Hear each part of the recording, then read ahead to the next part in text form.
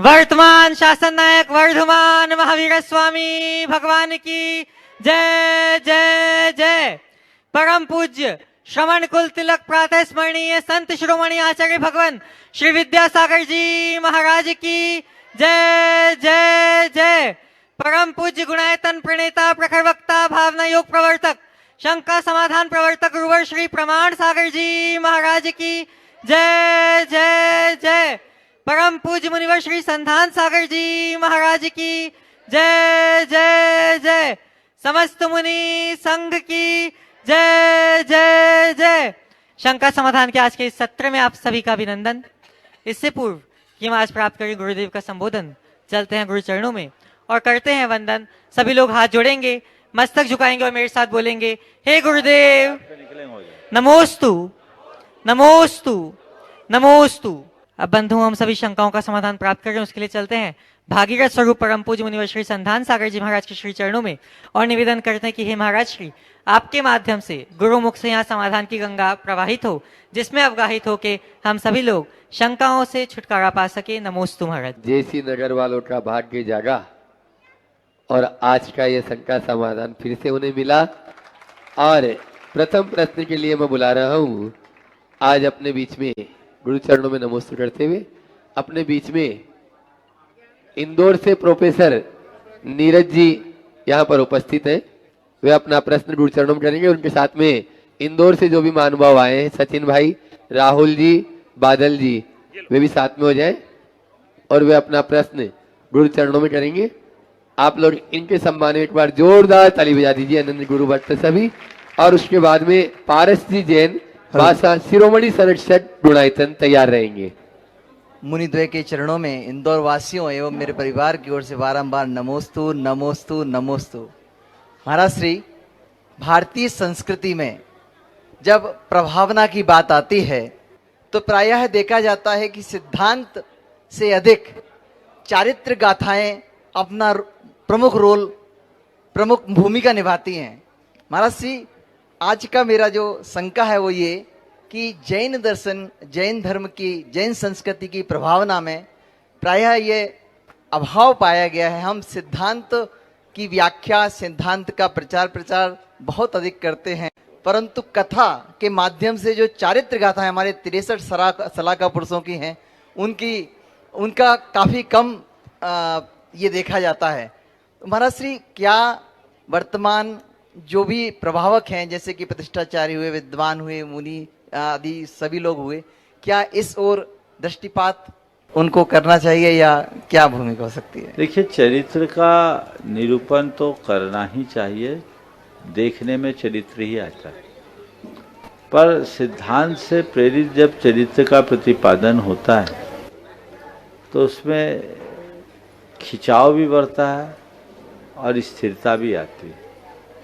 केवल चरित्र की बात करें, उसके साथ जुड़े हुए दर्शन की बात न करें तो उसमें टिकाऊपन नहीं होता। हमारे पुराने ग्रंथों में भी जो बातें आई है उनमें सिद्धांत का प्रतिपादन साथ साथ है। सिद्धांत के लिए ही कथा होती है, केवल कथा के लिए कथा नहीं। मनुष्य का आचरण सबको प्रभावित करता है, इसलिए चरित्र की प्रमुखता से तत्व का प्रतिपादन किया जाता, करना भी चाहिए।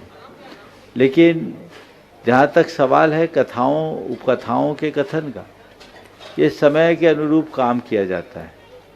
हम पुराण पुरुषों की कथाएं यथा प्रसंग करते हैं, करना भी चाहिए, और उन कथाओं में अतिरंजना से बचना चाहिए। अगर सही तरीके से पुराणों पुरुषों की कथाओं को करते हैं तो वो लोगों को याद रहती है और उसके माध्यम से हम तत्व का प्रतिपादन बखूबी कर सकते। नमोस्तु महाराज। गुणायतन के शिरोमणि संरक्षक बांसा से अपने बीच में पारस जी जैन, पहले से माइक पहुंचा दें, थोड़ा स्पीड से 2 माइक रखें। और उसके बाद में तैयार रहेंगे श्री सुरेंद्र जी जैन बुडेरा, पंडित श्री राहुल जी शास्त्री बुडेरा। नमोस्तु गुरुदेव।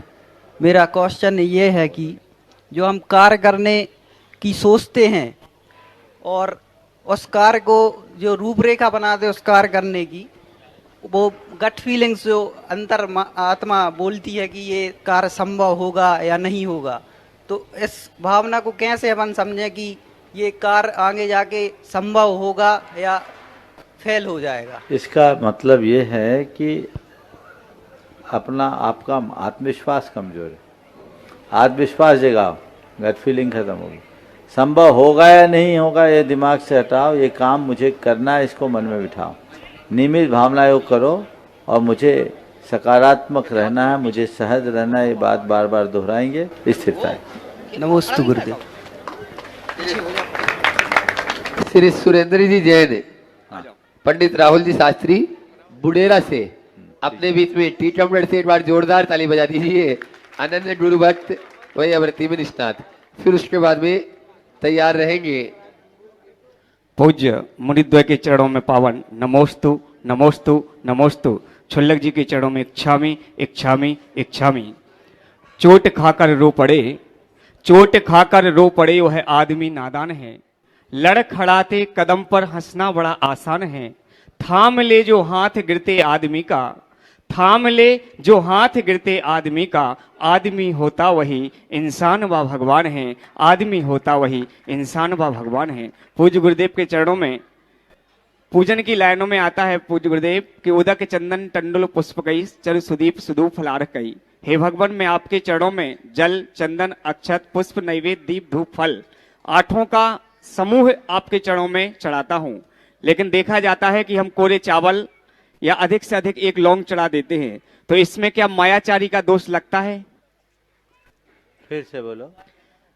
उदक चंदन आदि बोलकर के हम भगवान के चरणों में निवेदन करते हैं कि आठों द्रव्यों का समूह आपके चरणों में मैं अर्पित कर रहा हूं, लेकिन देखने में आता है कि कोरे चावल या अधिक से अधिक उसमें एक लौंग चढ़ा देते हैं, तो इसमें क्या तद रूप परिणति नहीं है जो हम साक्षात जैन प्रभु के सामने कह रहे हैं? तो उसमें मायाचारी का या झूठ का दोष लगता है? देखो भैया, हम लोग सारी होशियारी भगवान के ही सामने लगाते हैं। कायदे से अष्टद्रव्य में आठों द्रव्य का समवेग रूप होना चाहिए। अब जल और चंदन उसमें मिश्रित है ऐसा मान लेना चाहिए, पर जब भी हम अर्घ चढ़ाएं तो केवल चावल का पुंज है, यानी वो अधूरा अर्घ है।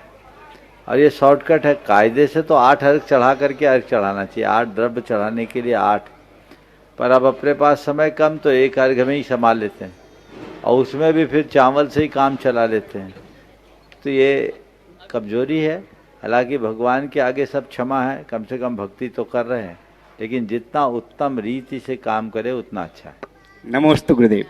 अदिति इसी का जैन कटनी, वे अपना प्रश्न गुरु चरणों में करे और तैयार रहेंगे वर्दित जी जैन इंदौर। बार नमोस्तु नमोस्तु नमोस्तु।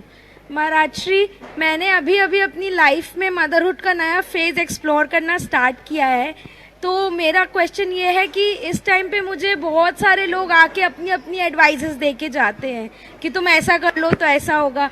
कई बार वो एडवाइजेस मेरे लिए बहुत यूजफुल भी होती हैं, पर कई बार मैं बहुत डिस्करेज फील करने लग जाती हूँ। ऐसा लगता है कि यार ये तो बेंचमार्क वो ही नहीं कर रहा है, अपडेट ही नहीं हो रहा है।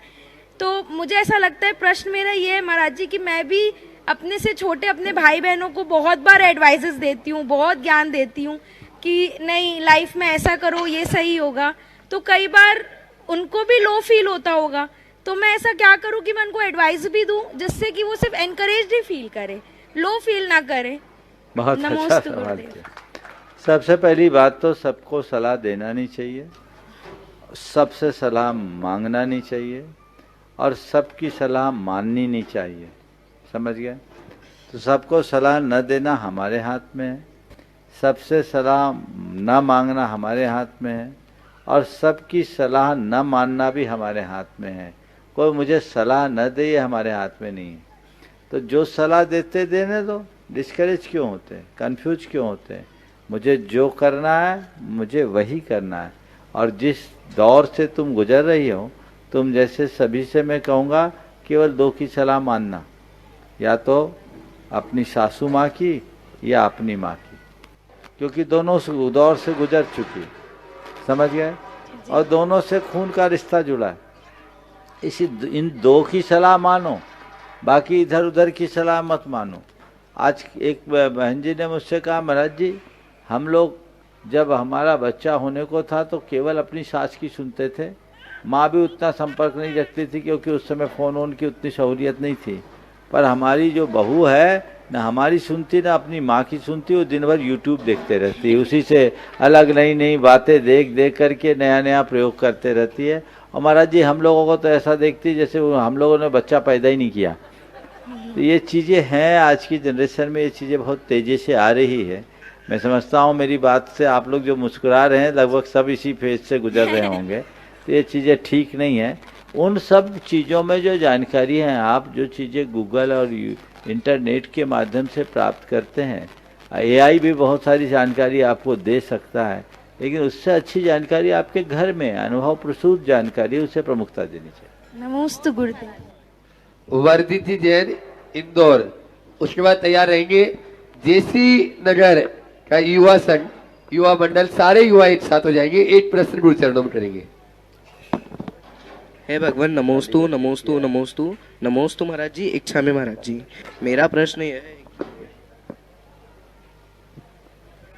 वर्तमान समय में कई श्रावकों को साधर्मीय आमंत्रण पर शादी आदि कार्यक्रम स्थल पर आयोजित भोज के वेज नॉन वेज का ज्ञान नहीं होता और ना खुले तौर पर उनके बारे में वो पूछ सकते हैं।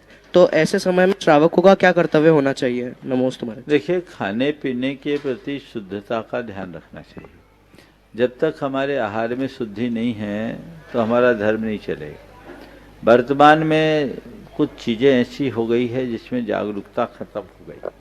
कहाँ तो हमारे यहाँ जैन भोजन मिलता था जिसमें जमी कंद भी नहीं होता था। अब आजकल डेस्टिनेशन वेडिंग्स होने के कारण प्रायः लोग 5 सितारा 3 सितारा होटलों रिसोर्ट्स में जाकर अपने शादी ब्याह के संबंध करते हैं। और कई जगह ऐसा होता है कि जिनकी मैस वेज नॉन वेज इकट्ठी होती। बहुत सारे लोगों का नियम है और बल्कि ये नियम लेना भी चाहिए, जहाँ वेज नॉन वेज दोनों इकट्ठा बनता वहाँ ना खाएं। और जैन लोग कई जगह ऐसी जगह कर लेते, कह देते ठीक है हम वेज बनाएंगे, पर उनकी कटलरी और उनका ही मैस का यूज करना ये कहते उचित नहीं है, जहाँ वेज नॉन वेज सब बनता है। तो सबको ये पक्के तौर पर सुनिश्चित करना चाहिए कि विवाह कहाँ हो रहा है, जो वेन्यू है वो कैसा है।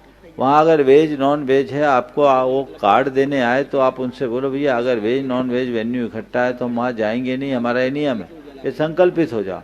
लोग जाना बंद कर दे तो लोग हतोत्साहित होंगे। जब कोई जाएगा ही नहीं तो फिर किसको बुलाएगा। लेकिन आप लोग है सब गतानुगतिक बनते जा रहे हैं। आप लोक लाज में सब मानते जा रहे हैं, जो बोल दिया सो कर लिए। तो इससे मामला गड़बड़ हो रहा है और हमारी शुद्धि पवित्रता बिल्कुल दिनों दिन छीन हो रही है। इसलिए सबको मिला जुला करके चलना चाहिए और उसी ढंग से काम करने का प्रयत्न करना चाहिए। अगर आप कहीं भी कोई बुलाए तो जाइए, जाने का निषेध नहीं है, पर कम से कम ये तो देखिए कि हम जहाँ जा रहे हो जाने योग है कि नहीं, वहाँ भोजन कर पाएंगे कि नहीं कर पाएंगे। जहाँ वेज नॉन वेज बनता ऐसे वेन्यूज में विवाह आदि का कार्यक्रम ही नहीं होना चाहिए, क्योंकि जहाँ आप विवाह का मांगलिक कार्य संपन्न करने जा रहे हैं, आपके विवाह के 2-4 घंटा पहले ही कोई ऐसे व्यक्ति का वैवाहिक कार्यक्रम हुआ जिसमें सब तरह के भोजन हुए, यानी उनकी कराह की गूंज अभी मिटी नहीं, उनकी आह अभी है, और उस चीत्कार पुकार के साथ आप अपने मांगलिक कार्य को करोगे, क्या फल पड़ेगा। हमारे यहाँ शास्त्रों में लिखा, क्वचित पुण्याश्रमे सिद्ध प्रतिमा साक्षी के विवाह तो ऐसे स्थान पर करना चाहिए। पवित्र स्थान पर सिद्ध प्रतिमा के साक्षी में विवाह के कार्यक्रम की बात की गई है, लेकिन इस तरीके से वैवाहिक कार्यक्रम का कोई औचित्य नहीं है। हमें ऐसे कार्यक्रमों से बच करके चलना चाहिए, लोगों को भी टालना चाहिए। आप ऐसी जगह ऐसे वेन्यू में आयोजन ही ना करें। और रिसोर्ट्स वगैरह में करते प्राय शहरों से दूर होते हैं, वहाँ तो लोगों को भगवान के दर्शन भी नहीं मिलते। और ये चलन बहुत तेज़ी से हो रहा है, लाखों लाख रुपया लोग केवल वेन्यू के लिए फूंक रहे हैं, और हमारा धर्म, हमारा कर्म, हमारी सामाजिक परंपराएं सब छिन्न भिन्न हो रही है। इसका दुष्परिणाम भी सामने देखने को मिल रहा है। तो इस पर लोगों को जागरूकता डालनी चाहिए। अगर डेस्टिनेशन वेडिंग भी करना है तो शुद्ध स्थान पर करें, 100% वेज स्थान पर करें, ऐसे स्थान पर करें कि कम से कम देव दर्शन भी पास में हो, और दिन में वैवाहिक कार्यक्रम को संपन्न करना चाहिए। पिछले 30 साल पहले पूरे बुंदेलखंड में ये परंपरा चालू हुई थी। अब बीच में हम तो इधर रहे नहीं, और बाद में आप लोग सब ढीले हो गए। अब जहाँ जहाँ देखते सब जगह रात में वैवाहिक कार्यक्रम चालू हो गए। एक समय था जब अभियान चला था और आप लोगों ने बहुत बढ़ चढ़ करके हिस्सा लिया था। दिन की शादी दिन का भोज, यही अहिंसा का जय घोष, आज वो ख़त्म होने लगा है। फिर आपको जागरूक करने की ज़रूरत है, समाज में ऐसा संदेश विकसित करने की ज़रूरत है ताकि आप सुरक्षित रहें, आपकी परंपरा सुरक्षित रहे और कहीं भी जाए तो आप पूर्ण जानकारी प्राप्त करके ही जाएं, अन्यथा ऐसे वैवाहिक कार्यक्रमों में जाने का कोई औचित्य नहीं। युवा संघ। जैन युवा संघ नवगठित उत्साही कार्यकर्ता जैसे नगर के, वे अपना प्रश्न गुरु चरणों में करें और उसके बाद में तैयार रहेंगे नेमीचंद जी जैन सुल्तानगंज, सभी सुल्तानगंज वालों के साथ में। और हम यह नवगठित जो संघ बना है, गुरुवर के आशीर्वाद से आज ही कल ही इसका निर्माण हुआ है। सारे युवा एक साथ होकर गुरु के प्रति समर्पित होकर एकजुट होकर एकता के साथ में आगे बढ़ेंगे।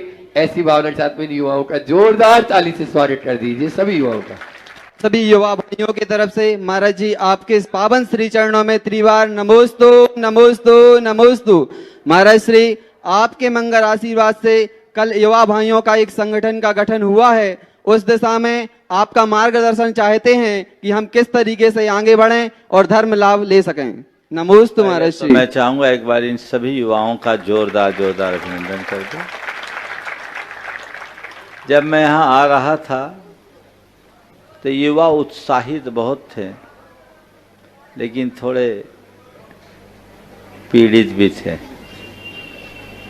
उत्साहित इसलिए थे क्योंकि इनके अंदर उमंग थे, और पीड़ित इसलिए थे कि इनको नेतृत्व का अभाव दिखता था। इन लोगों ने कहा, महाराज जी हमारे यहाँ 4 मंदिर है, पूरी समाज अलग अलग मंदिरों में बट गई, तो हम लोग कुछ कभी कर ही नहीं पाते।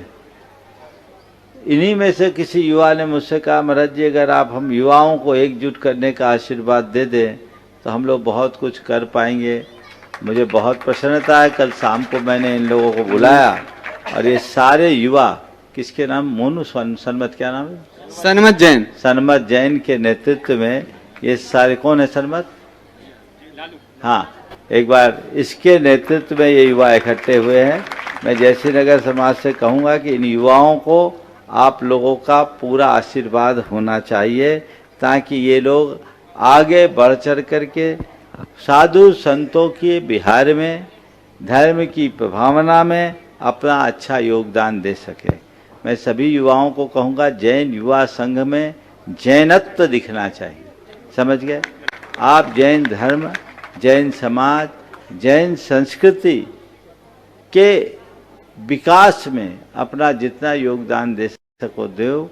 आप लोगों का एक ही काम है, कोई भी संघ आज पास आए उनके पास इकट्ठे होकर जाओ, उनको निवेदन करो, वो यहाँ आए तो उनका हार्दिक स्वागत करो, उनकी खूब सेवा वैयावृत्ति करो। और जब साधु संघ यहाँ ना हो तो आप मंदिर में पूजा पाठ, चारों मंदिरों में क्रम से सप्ताह में कम से कम एक दिन आप पूजन करो, भक्तामर का पाठ करो, कीर्तन करो। एकजुटता के साथ आप अपना काम करेंगे तो बहुत अच्छा होगा। बहुत बहुत आशीर्वाद। नमोस्तु महाराज श्री, नमोस्तु। नेमीचंद जी जैन सुल्तानगंज, वे अपना प्रश्न गुरु चरणों में करें, है उपस्थित यहाँ पर। नमोस्तु भगवान, नमोस्तु भगवान, नमोस्तु भगवान। और उसके बाद में सुल्तानगंज जैन समाज की ओर से और पूज्य श्री श्रीयांश सागर जी महाराज की ओर से बारंबार नमोस्तु नमोस्तु नमोस्तु।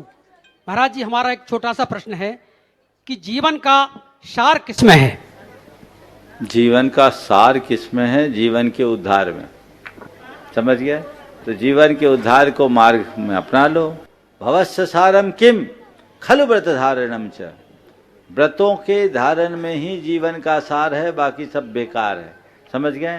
तो अब कितना हमने पाया, क्या किया क्या नहीं किया एक तरफ, हमने अपने जीवन में व्रत संयम के क्षेत्र में क्या किया एक तरफ। इसलिए व्रती बनो, आगे बढ़ो तो सार, नहीं तो सब बेकार। नमोस्तु भगवान। मुकेश जी जगाती, जो मंत्री है सकल दिगंबर जैन समाज तड़ा के, उनके नेतृत्व में सभी तड़ा वाले एक साथ खड़े हो जाएंगे और वो अपना प्रश्न गुरु चरणों में करेंगे।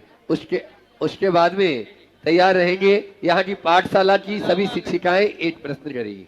मुनिश्री के चरणों में हमारी सारी सकल दिगंबर जैन समाज टड़ाका महिला मंडल, बालिका मंडल, युवा मंडल सभी का त्रैवार नमोस्तु नमोस्तु नमोस्तु। अपना प्रश्न रखने से पहले मैं जयसी नगर के जो युवा मंडल तैयार हुआ है महाराज जी के सानिध्य में, मैं उनके लिए बहुत बहुत साधुवाद देता हूं कि वो महाराज जी का आशीर्वाद प्राप्त करके अपने कार्य को और हमारी ये श्रवण संस्कृति है इसको आगे बढ़ाने में अपना सहयोग प्रदान करें।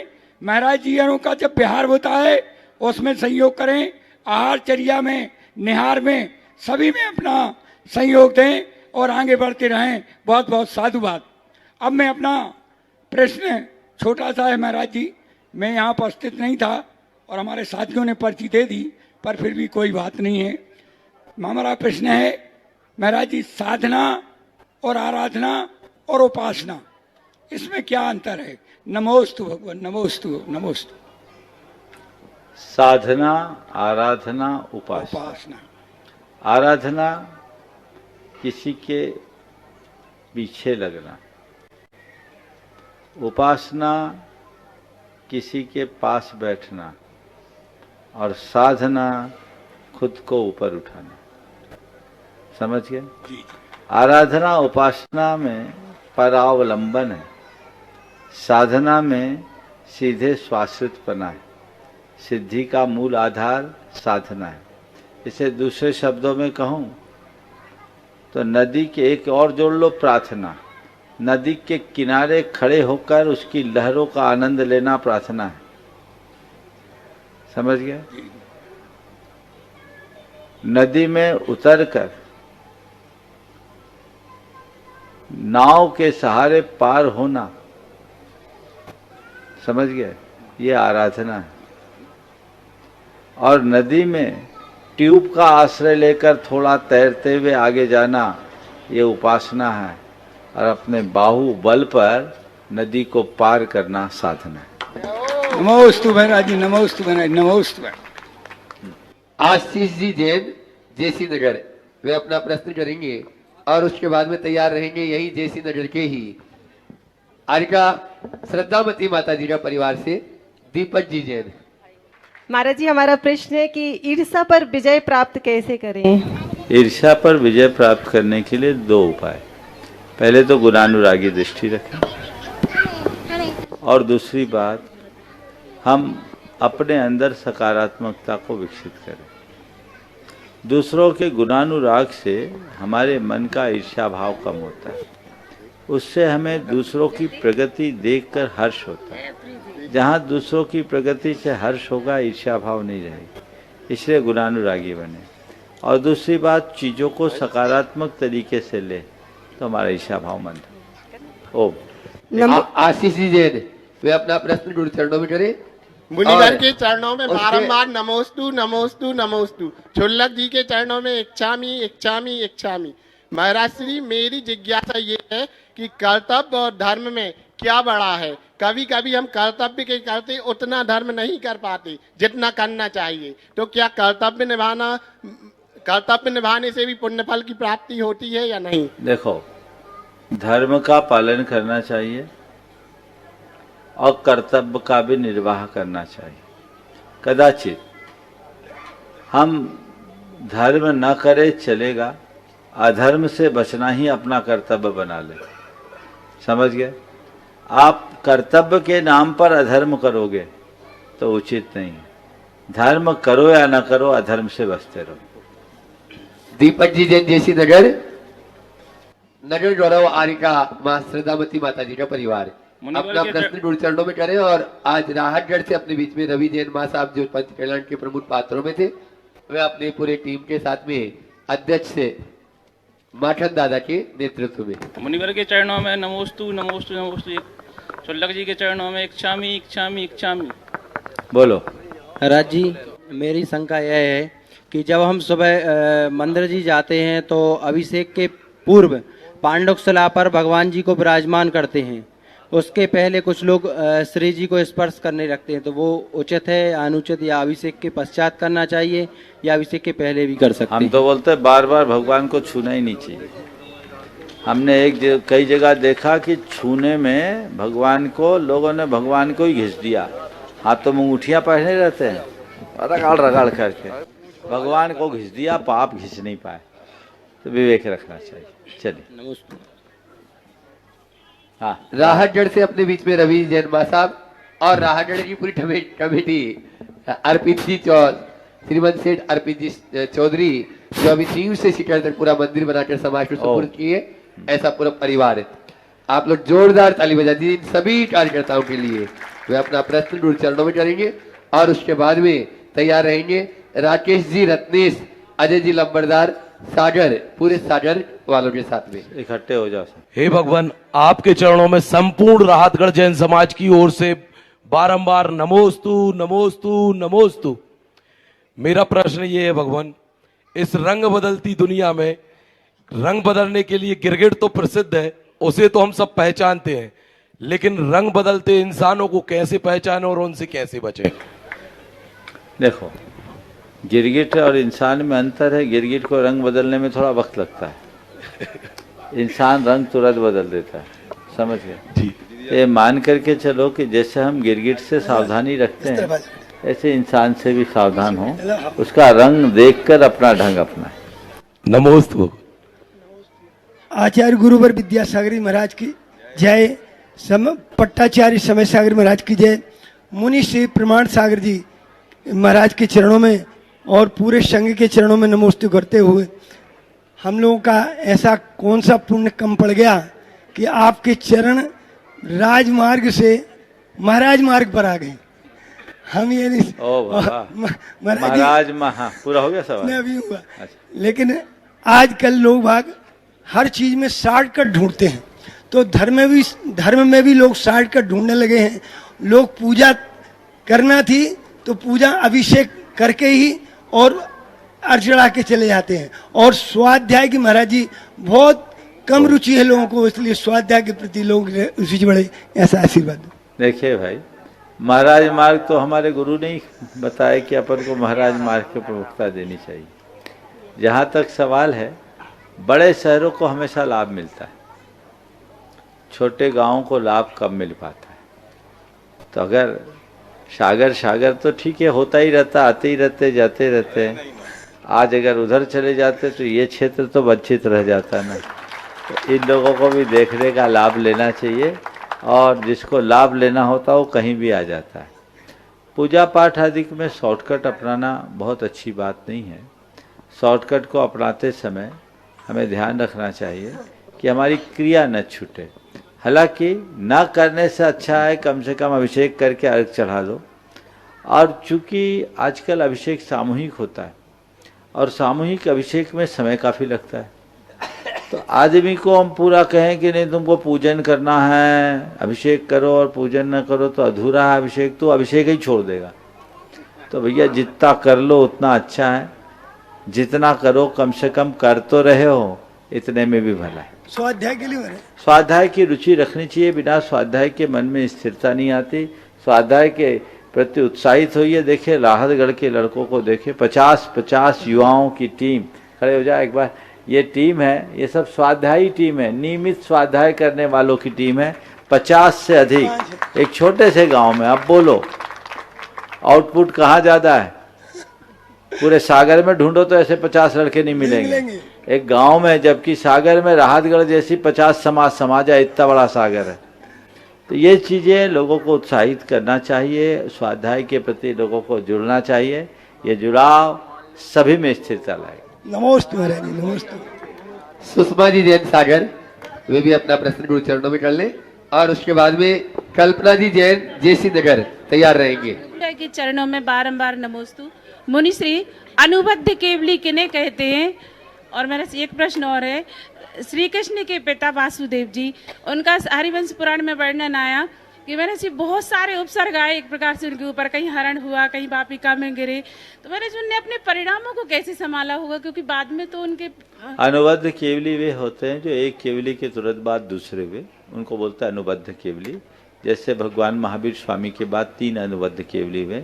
जिस दिन भगवान को निर्वाण हुआ उसी समय गौतम स्वामी को केवल ज्ञान हुआ, उसके बाद सुधर्माचार्य को केवल ज्ञान हुआ, और उनकी निर्वाण के तुरंत बाद जम्बू स्वामी को है। 3 अनुबद्ध केवली, मैंने एक की बात हो।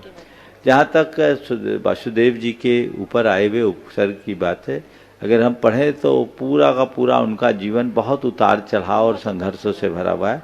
लोगों को प्रेरणा है, लेकिन उसमें भी वो मजबूती बनाए रखें, ये तत्व ज्ञान का परिणाम है। तत्व ज्ञान में वो ताकत है जो हमारे अंदर अतिरिक्त सामर्थ्य प्रकट कर देती है। उसी सामर्थ्य के बल पर हम अपने जीवन को आगे बढ़ा सकते हैं, संभल सकते हैं, संवर सकते हैं।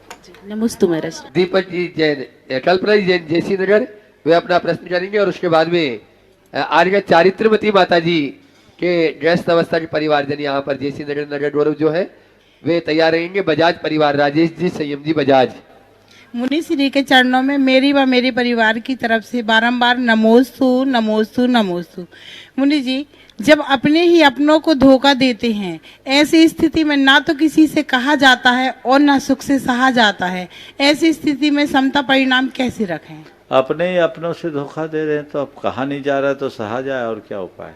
और उसको नजरअंदाज करो, नहीं सहा और ना कहो तो घुटो। उन सब चीजों को अपना कर्मोदय मानकर स्वीकार लेना चाहिए, इसके अलावा और कोई रास्ता नहीं। नमोस्तु नगर महाराज। गौरव चारित्रमती माता जी परिवार, बजाज परिवार, शीघ्रता करें, समय कम है। और उसके बाद में अमित जी जैन, एलट निश्चय सागर जी के, ये नगर गौरव एलट निश्चय सागर जी महाराज के परिवारजन एक साथ। मुनिश्री के चरणों में नमोस्तु, शुल्लक श्री के चरणों में इच्छामी महाराज जी, इच्छामी महाराज जी। महाराज जी, आज का प्रश्न है, पुरुषार्थ से प्राप्त वस्तुओं से ज्यादा मोह होता है कि भाग्य से प्राप्त वस्तुओं से? पुरुषार्थ से प्राप्त वस्तुओं से ज्यादा मोह होता है कि भाग्य से ज्यादा प्राप्त वस्तुओं से मोह हो, चाहे भाग्य से हो, चाहे पुरुषार्थ से, समझ गए? मोह मुक्त होना चाहिए। चलो एलट निश्चय सागर जी महाराज के परिवारजन। हाँ, मुनिश्री समता सागर, मुनिश्री निश्चय, मुनिश्री प्रमाण सागर जी महाराज जी की जय। गुरु जी, मेरा प्रश्न ये है, जीवन में अंकों का कुछ प्रभाव होता है क्या? अगर होता है तो मेरे साथ एक अंक बार बार यानी टकराता है, तो उसका क्या प्रभाव होगा? अगर मानो तो सब अंकों का प्रभाव होता है, न मानो तो बिल्कुल नहीं होता, समझ गए?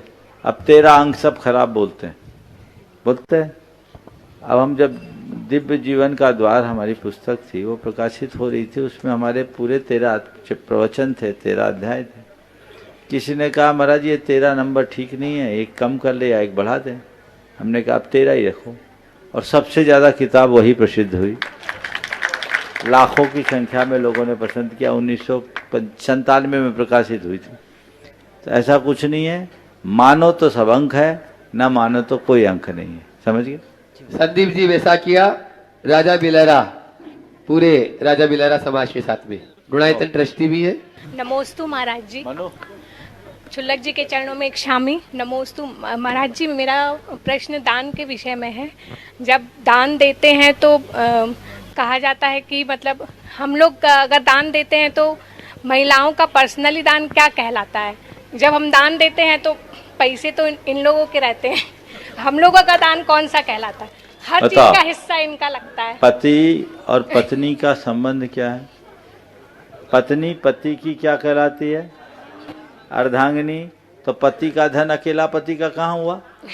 आधा तुम्हारा है, और जब आधा तुम्हारा तो पति ने अपना अकेले कहाँ दिया?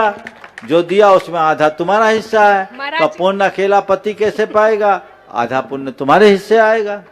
न्याय की बात है। पर कब? जब पति दान करे और पत्नी ताली बजाए तो पुण्य आएगा, और पति दान करे और पत्नी मुंह बनाए तो पाप आएगा। पत्नी नहीं, परिवार भी। और देखो भारत में संयुक्त परिवार की परंपरा है, HUF के अंतर्गत चीजें होती है, तो एक सदस्य भी दान देता है और पूरा परिवार उसमें अनुमोदक बनता है, तब वह पुण्य का भागी होता है। इसलिए ऐसा मत सोचना कि जो बोल रहा है वही करे। तो पति जो दे रहा है वो पति का दान है, यानी परिवार का दान है। लेकिन स्त्री धन जो आप लोगों का पर्सनल है ना, उसमें पति का हक नहीं है। उसका जो दान दोगे वो 100% तुम्हारे खाते जाए।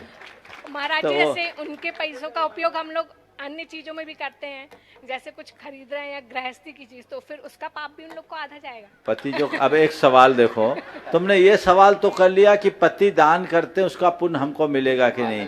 दिन भर पति पाप करते, वो पाप हमारे हिस्से आएगा कि नहीं, ये क्यों नहीं पूछा? कोई महिला नहीं पूछती कभी, जबकि तुम भी बराबर हिस्सेदार हो। उनके व्यापार में तुम्हारी अनुमोदना है कि नहीं है? तो पाप अकेला पति भोगे, हमें तो माल खाने से मतलब है। पैसे को तुम भोगो, पुण्य को तुम भोगो, पाप वो जाने, ये मतलब की दुनिया है। समझिए, ऐसा नहीं है, सब चीजें समान हैं। इस प्रकार इस सत्र को अभी हम यहीं पर विराम देंगे। हमारे बगल में श्रेयांश सागर जी महाराज सुल्तानगंज में विराजमान हैं। उनका बड़ा आग्रह भाव है, थोड़ा सा अंतर तो हो रहा है 4-6 किलोमीटर का, लेकिन अभी अभी अभी और प्रतीक्षा करो।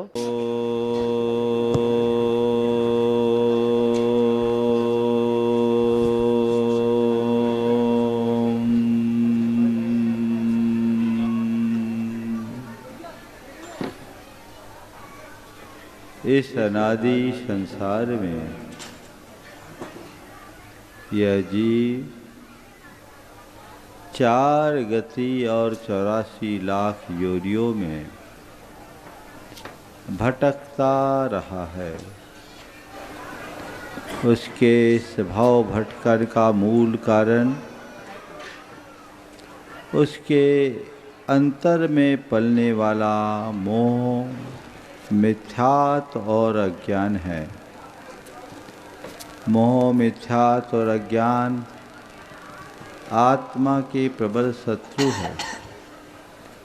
इनके कारण यह जीव अपने आत्म स्वरूप से दूर होकर सांसारिक पदार्थों में ही सुख की इच्छा रखता है। 5 इंद्रिय के विषयों और क्रोध, मान, माया, लोभ जैसी कषायों से प्रेरित यह जीव पाप, पाखंड और अनाचार्य में ग्रसित होकर दुर्गतियों का पात्र बनता है।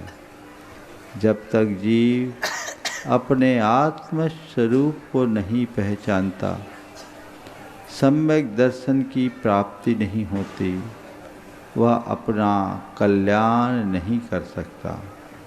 इस भवभवन से मुक्ति का एक ही उपाय है, रत्नत्रय की उपलब्धि।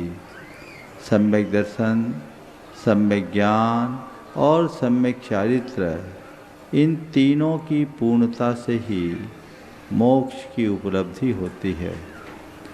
शुद्ध आत्म तत्व का श्रद्धान होना सम्यक दर्शन है। शुद्धात्म श्रद्धानी सम्यक दृष्टि सच्चे देव, शास्त्र और गुरु का दृढ़ श्रद्धानी होता है। वह 8 अंगों से युक्त होकर 8 मदों से मुक्त रहता है। वो सब प्रकार की मूर्ता, चाहे वो लोक मूर्ता हो, चाहे वो देव मूर्ता हो, चाहे वह गुरु मूर्ता हो, इन्हें अज्ञानपूर्ण प्रवृत्ति समझकर इनसे दूर रहता है। वह तथ्य और सत्य का अनुरागी बनकर अपना जीवन आगे बढ़ाता है। भव भ्रमण से पार उतरने के लिए सम्यक दर्शन उसका मूल है। दंसन मूलो धम्मो, ये धर्म का मूल है। बिना सम्यक्त के न तो हमारा ज्ञान समीचीन होता है और न ही चरित्र। ज्ञान और चरित्र में समीचीनता सम्यक दर्शन के प्रताप से ही आती है। अतः सम्यक्त की भावना भाते हुए ज्ञान की आराधना और चारित्र का आचरण करने का पुरुषार्थ करना चाहिए। यह जीव जब तक अपने भीतर की मोह ग्रंथि का भेदन नहीं कर लेता, तब तक उसके हृदय में आत्म प्रकाश प्रकट नहीं होता।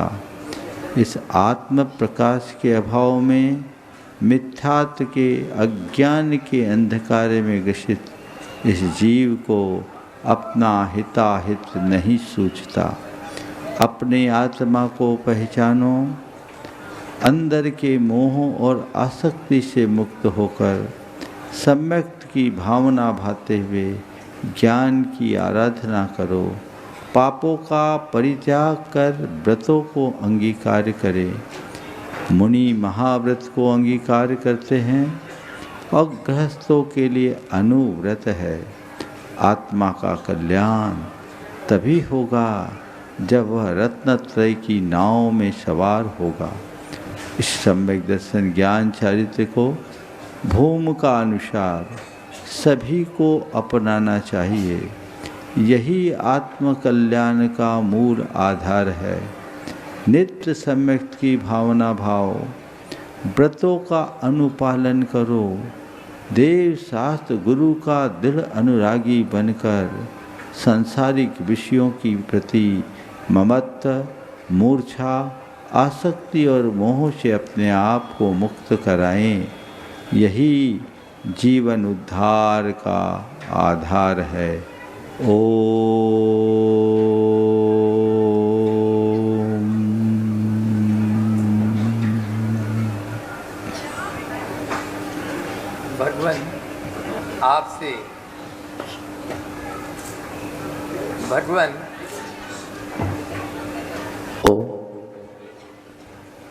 भगवान आपसे धर्म का सदुपदेश सुना।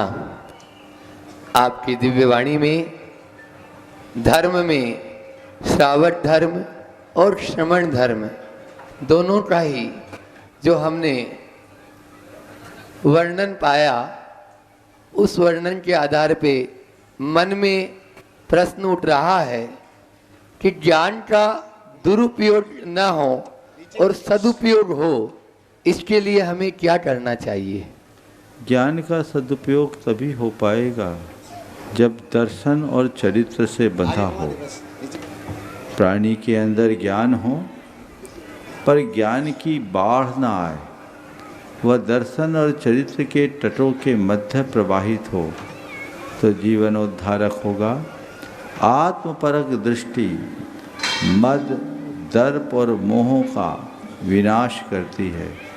भेद विज्ञान ही वास्तविक ज्ञान है, शब्द ज्ञान ज्ञान नहीं।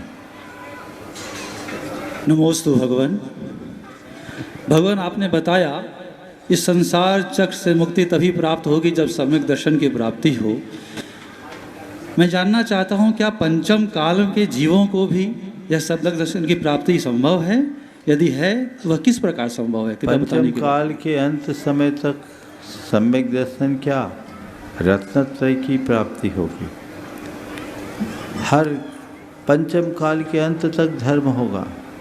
सम्यक दर्शन ज्ञान चारित्र तीनों को धारण करके ये जीव भेद रत्नत्रय के परिणाम स्वरूप अभेद रत्नत्रय की भावना भाता हुआ रत्नत्रय के परिणाम प्रताप से इंद्रत्व को प्राप्त करेगा, लौकांतिक पने को प्राप्त करेगा और वहाँ से आकर परंपरा से मोक्ष को प्राप्त करेगा।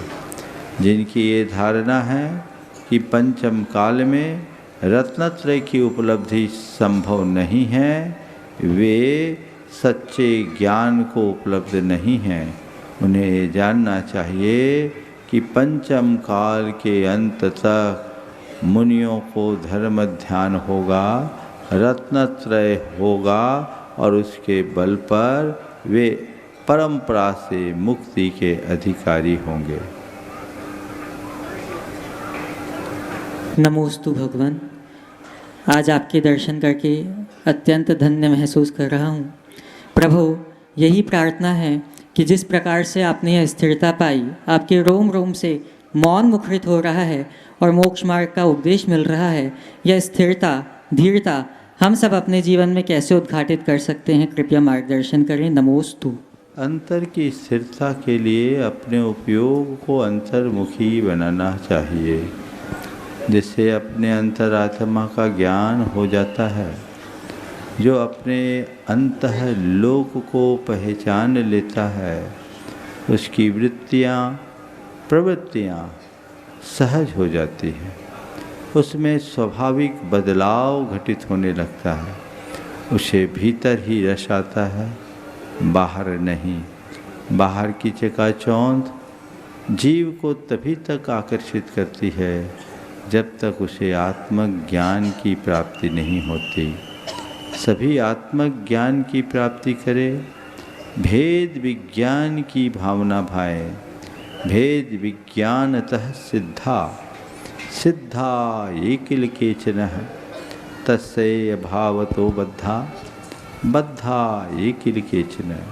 इस संसार में जितने भी जीव सिद्धत्व को प्राप्त हुए हैं वे सभी भेद विज्ञान के बल पर ही हुए, और जितने भी बंधन को प्राप्त हुए वे उसके ही अभाव में हुए हैं। भेद विज्ञान की निरंतर भावना भाएं, आध्यात्मिक दृष्टि अपनाएं, अंतर्मुखी परिणति को निरंतर बढ़ाने का प्रयत्न करें। हर साधक के जीवन की ये सबसे बड़ी आवश्यकता है। साधक जीवन अंगीकार करने के उपरांत भी जब तक बहिर्मुखता है तब तक आत्मा का आस्वाद नहीं। इसलिए आत्मपरक दृष्टि रखते हुए आत्मोन्मुखी बनकर चलने का अभ्यास और प्रयास सबको करना चाहिए। नमोस्तु महाराज जी, नमोस्तु महाराज जी, नमोस्तु महाराज। महाराज जी, आपने दो धर्मों के बारे में बताया, मुनि धर्म और श्रावक धर्म। महाराज जी, मुनि धर्म तो नियमों का पालन नहीं कर सकते, श्रावक के नियमों का पालन हम कैसे करें जिससे हमारी भावना मुनि बनने की भावना, आत्मा का कल्याण मुनि बनने से ही होगा। मोक्ष का साक्षात आधार एकमात्र दिगंबर मुद्रा है। वस्त्र धारण करने से कभी मुक्ति नहीं होती। नबी सिद्धदि वत्थ धरो, वस्त्र धारक की मुक्ति नहीं। नग्गो विमोक्ष मग्गो शेषा उमग गया सब्बे। एकमात्र नग्न दिगंबर मुद्रा ही मोक्ष का साक्षात मार्ग है। इसके अतिरिक्त सब उन्मार्ग है। भावना उस निर्गंथ रूप को धारण करने की होनी चाहिए। कदाचित अपनी शारीरिक, मानसिक, पारिवारिक परिस्थितियों से, चारित्र मोह के उदय से प्रभावित होने वाले जीव यदि मुनि जीवन अंगीकार नहीं कर सकते तो वे गृहस्थ धर्म का अनुपालन अवश्य करें। वे व्रती जीवन जीकर अपना कल्याण कर सकते हैं। गृहस्थ भी मोक्ष मार्गस्थ होकर परंपरा से मुक्ति का अधिकारी बन सकता है। गृहस्थ जीवन को मैंने श्रावक धर्म के रूप में निरूपित किया है। श्रावक जिसके हृदय में श्रद्धा हो, विवेक हो और कर्तव्य निष्ठा हो, उसका श्रावकपना सार्थक होता है। पाक्षिक, नैष्ठिक और साधक श्रावक की ये तीन श्रेणियां हैं। पाक्षिक श्रावक वह है जो कुलाचार का दृढ़ता से पालन करता है, मद्य मांस मधु का प्रतिज्ञापूर्वक त्याग करते हुए रात्रि भोजन का त्याग करता है, सच्चे देव शास्त्र गुरु की आराधना करता है, वीतराग पथ को अपना लक्ष्य बनाकर चलता है, परंपरागत कुलाचार का दृढ़ता से अनुपालन करने वाला पाक्षिक श्रावक कहलाता है। और इससे ऊपर नैष्ठिक श्रावक की 11 श्रेणियां हैं, जिसमें सबसे पहले है दर्शन। पहली नहीं, इन श्रेणियों को ही प्रतिमा कहा जाता है। पहली प्रतिमा जो दर्शन पहल प्रतिमा कहलाती है, संसार शरीर और भोगों से उदासीनता आ जाने के उपरांत यह जीव जब पंच परमेष्टि के प्रति समर्पित होकर देव गुरु धर्म की आराधना शुरू कर देता है और शुद्धाचार के साथ जीवन यापन करना प्रारंभ करता है, तब वह दर्शन प्रतिमा का आराधक कहलाता है। जब वह प्रतिज्ञापूर्वक 5 पापों का स्थूल रूप से त्याग कर 5 अनुव्रत और उनकी रक्षा और स्थिरता के लिए 3 गुण व्रत और 4 शिक्षा व्रतों का निरतिचार पालन करता है, तो उस 12 व्रतधारी श्रावक को व्रती श्रावक कहा जाता है। इसके उपरांत तीनों समय निर्दोष सामायिक की प्रतिज्ञा से बद्ध श्रावक सामायिक प्रतिमाधारी कहलाता है। अष्टमी और चतुर्दशी को पर्व के दिन कहे जाते हैं। इन दिनों में उपवास अथवा एकासन करने वाला वह प्रोषधोपवासी कहलाता है। यह चौथी प्रतिमा है। आगे चलकर जब वह सचित वस्तुओं का अग्नि संस्कार के अभाव में सेवन करने का त्याग करता है, अग्नि से पक्व वस्तुओं का ही सेवन करने की प्रतिज्ञाबद्ध होता है, तो सचित त्याग नामक पंचम प्रतिमा का धारक कहलाता है। रात्रि में मन वचन काय कृत कारित अनुमोदन से रात्रि भोजन का परित्याग करने वाला अथवा दिन में ब्रह्मचर्य का आराधन करने वाला श्रावक रात्रि भुक्ति त्याग नामक छठी प्रतिमा का आराधक होता है। और आगे चलकर स्त्री मात्र के संसर्ग का त्याग कर ब्रह्मचर्य की आराधना करने पर वह गृहस्थ ब्रह्मचारी बन जाता है और वह सप्तम प्रतिमा का आराधक होता है। और आगे चल जब उसे अपने जीव को उपार्जन के लिए धन पैसे की आवश्यकता शेष नहीं दिखती, तो वह सब प्रकार के आजीविका कारक आरंभों का त्याग करता है। आजीविका मूलक सेवा, कृषि, वाणिज्य, व्यापार आदि प्रमुख आरंभ की क्रियाओं को त्याग कर आरंभ त्यागी अष्टम प्रतिमा का धारक होता है। और जब उसे ऐसा प्रतीत होता है कि अब मेरे परिवार के लिए मुझे किसी भी प्रकार के स्वत्व और स्वामित्व की जरूरत नहीं है, तो अपने संपूर्ण परिग्रह के स्वत्व और स्वामित्व को त्याग कर अपनी संतान को धन और धर्म सौंपता है।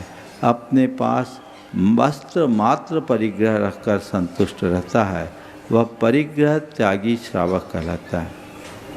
इसके उपरांत घर में रहते हुए परिवार के कार्यों में किसी भी प्रकार का कोई अनुमोदन नहीं। घर में रहते हुए भी बैरागी सम आत्मदृष्टि संपन्न साधक अनुमति त्याग प्रतिमा का धारक कहलाता है। वह अपने घर पर ही रह सकता है और घर में भी निमंत्रण मिलने पर ही भोजन करता है। वह किसी लौकिक कार्य में अपनी सहमति और अनुमोदना नहीं देता। और श्रावक की सर्वोत्तम श्रेणी है उद्दिष्ट त्याग नामक 11वीं प्रतिमा। क्षुल्लक और ऐलक ये 2 पद इस 11वीं प्रतिमाधारी श्रावक के भेद हैं।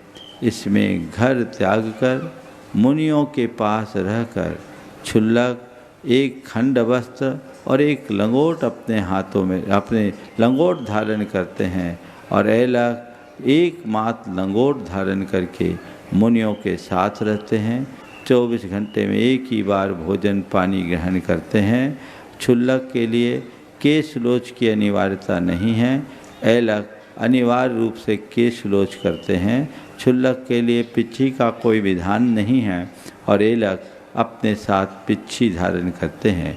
ये 1 से लेकर 11 प्रतिमा नैष्ठिक श्रावक के भेद हैं, जिन्हें अपने गार्हस्थ्यिक दायित्वों को पूर्ण करते हुए क्रमिक रूप से ऊपर बढ़ाया जा सकता है। नीचे की प्रतिमा को पालन करने वाला ही ऊपर की प्रतिमा का आराधक हो सकता है। और फिर है अंतिम साधक श्रावक, जो अपने जीवन के अंत में संलेखना की आराधना करके संलेखना पूर्वक अपने देह का परित्याग करता है, वह साधक श्रावक कहलाता है। हर श्रावक को, श्रावक हो या मुनि, अपना अंत संलेखना पूर्वक करने का भाव रखना चाहिए। जो एक बार निर्दोष संलेखना धारण करता है, वह 3 भव से 8 भव के अंतर मुक्ति को प्राप्त कर लेता है। ये भव भंजन का श्रेष्ठ माध्यम है। अतः गृहस्थ धर्म हो या मुनि धर्म, जो जिसको भूमिका अनुरूप संभव है जरूर पालना चाहिए। बिना धर्म के जीवनोद्धार असंभव है। ओ